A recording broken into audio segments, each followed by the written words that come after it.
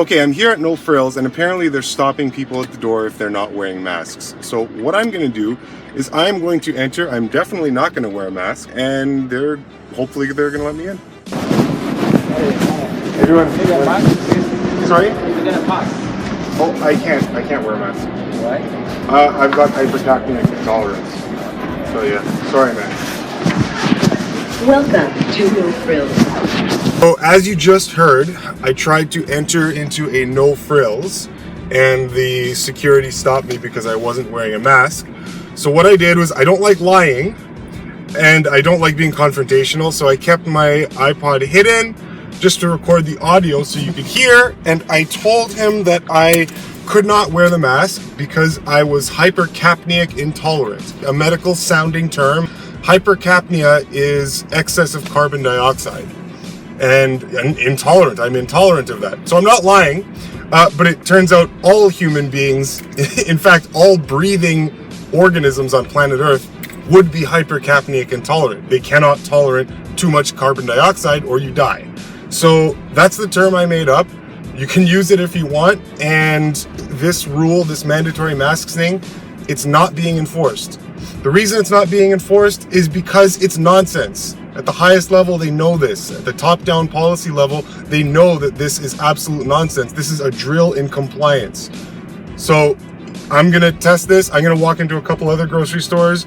If I'm stopped, then I will do the same thing and see what happens. Okay, I'm pulling up to a Longo's right now, and we are going to try the same thing. I can see that apparently they're checking masks at the front, so here we go.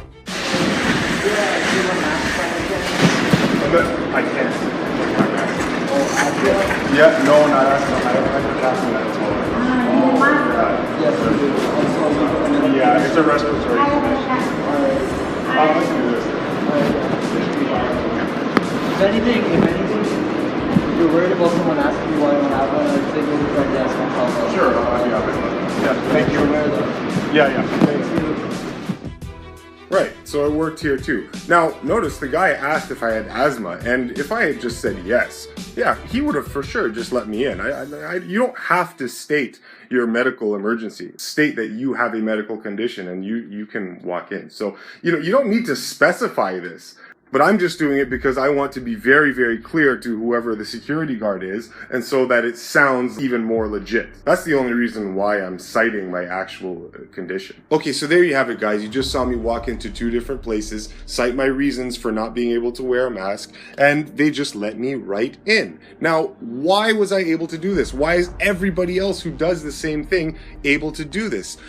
The reason is because this is not an actual mandatory law. You are hearing it think about this. You hear it in the news. Mandatory masks in Toronto. Well, we live in Toronto. I live in Toronto. So this is for all my Torontonian brothers and sisters.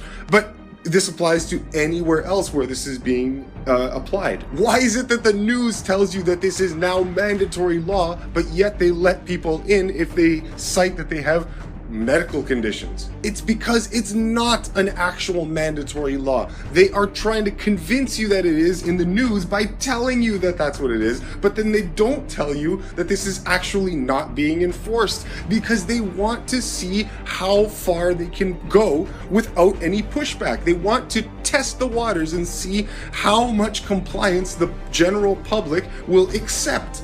And it's a joke right now. What's funny, most grocery stores in my area, it was hard for me to find ones that are putting this into play, but most grocery stores in my area aren't enforcing masks after this supposed date that masks were mandatory in all indoor places. Even in the grocery stores that aren't enforcing this, that let people walk in with no masks, you'll walk in and you'll be the only person not wearing a mask. Everyone has muzzled themselves. Do you think you're being a good, virtuous, caring citizen by doing your duty and throwing on a muzzle before you go into a public? Do you think that you are protecting anybody? Guys, you are obliged to get informed and know what is going on in the world right now. That we are too late in the game for this level of ignorance. And it's going to be up to people like you and me to set a precedence out there.